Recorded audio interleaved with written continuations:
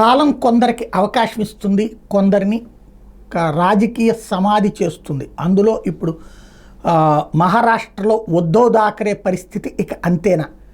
శివసేన అధినేత బాలాసాహెబ్ థాకరే కుమారుడైనటువంటి ఉద్ధవ్ థాకరే, యాక్చువల్గా బాలాసాహెబ్ థాకరే తను ఎప్పుడు ప్రత్యక్ష ఎన్నికల్లో పోటీ చేయలేదు. శివసేన పోటీ చేసినా కూడా తను రాజకీయంగా ఏనాడు పదవులు స్వీకరించలేదు. తన కుటుంబం పదవులు స్వీకరించకూడదు అన్నటువంటి ఒక సంప్రదాయాన్ని పాటించాడు. అదే సందర్భంలో పార్టీని నడిపించే బాధ్యతలు ఆ రోజుల్లో రాజ్ థాకరేకి అప్పచెప్పాడు. పర్ఫెక్ట్గా నడిచింది. విడిపోయిన అంటే బాలాసాహెబ్ థాకరే చనిపోయాక ఆ నాయకత్వ పగ్గాలు ఉద్ధవ్ థాకరే చేపట్టాడు. ఆ తర్వాత ఉద్ధవ్ థాకరే తీసుకున్న నిర్ణయాలన్నీ రాంగ్ స్టెప్సే.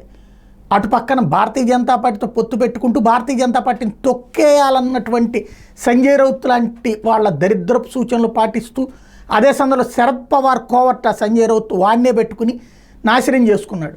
అయితే మొన్నటిసారే 2020లో జరిగినటువంటి అక్కడ ఎన్నికలకు సంబంధించి 2019-20కి సంబంధించి జరిగినటువంటి ఎన్నికల సందర్భంలో 19 ఎండింగ్లో జరిగినాయి. అప్పుడు కూడా ఎన్నికలు.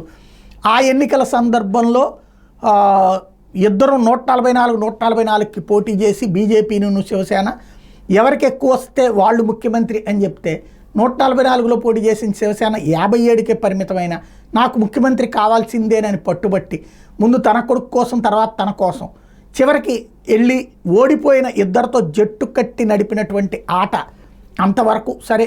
ఏదో ఉనికి కోసం పోరాటం, లేదంటే భవిష్యత్తు కోసం పోరాటం, లేదా భారతీయ జనతా పార్టీకి లైఫ్ ఇచ్చినటువంటి వాళ్ళు తమ లైఫ్కే దెబ్బ అన్నటువంటి ఉద్దేశంతో ఏదో చేస్తున్నాడు అనుకుంటాం, బాగానే ఉంది. కానీ ఆ తర్వాత అసలు మూల సిద్ధాంతానికి దూరం అయిపోయాడు. అసలు మూల సిద్ధాంతం హిందుత్వ, మరాఠా, ఈ రెండు సిద్ధాంతాలు పక్కకి వెళ్ళిపోయి మైనారిటీ బుజ్జగింపు చర్యల కోసం కాంగ్రెస్ పార్టీ తోక పట్టుకుని తిరిగి కాంగ్రెస్ పార్టీ సిద్ధాంతమే తన సిద్ధాంతంలాగా భావించి భ్రమించి హిందూ సాధువుల మీద హత్యలు జరిగినా కూడా మాట్లాడనటువంటి దరిద్రపు ప్రభుత్వం కిందకి తయారయ్యి, అలాగే హిందువులకు వ్యతిరేక స్టేట్మెంట్ పదే ఇచ్చి చివరికి తనకున్నటువంటి అస్తిత్వాన్ని కోల్పోయాడు.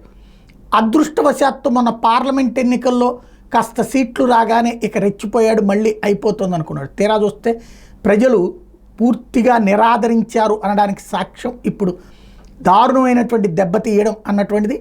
ఇక ఉద్ధవ్ థాకరే మొన్ననే ఆల్రెడీ ఆ రోజున ఎన్నికల రోజున ఒక సెంటిమెంట్ కూడా ప్లే చేశాడు. నన్ను ఆదరించకపోతే నేను రాజకీయ సన్యాసం చేస్తాను. ఇక రాజకీయ సన్యాసం చేయడమే బెటరు, ప్రజలు నువ్వు అక్కర్లేదురా నాయన అని చెప్పి పంపించేశారు. ఇట్లాంటి వాడిని నమ్ముకుంటే కష్టమని భావించారు. హిందుత్వ అనేటటువంటిది ఒక పక్కన మహారాష్ట్రలో ముస్లిం డామినేషన్ జాగ్రత్తగా పెరిగిపోతా అక్కడ మైనారిటీ, మాదిగా ప్లస్ అంటే ముస్లిం, మాదిగా ప్లస్ మరాఠా అన్నటువంటి నినాదాన్ని తీసుకొచ్చి చేసినటువంటి ప్రయత్నంలో ముస్లిం డామినేషన్ అన్నటువంటిది తట్టుకోలేక అక్కడ హిందువులందరూ ఏకమవుతున్నటువంటి వేళ తిను తీసుకున్న రాంగ్ స్టెప్ ఇవాళ రాజకీయ సమాధి చేసింది. చివరికి శివసేన ఎవరిది అంటే షిండేదయ్యింది. అంటే ఇది ప్రజలు తీర్పిస్తారు ఎవరికి వారసుడు అనేది.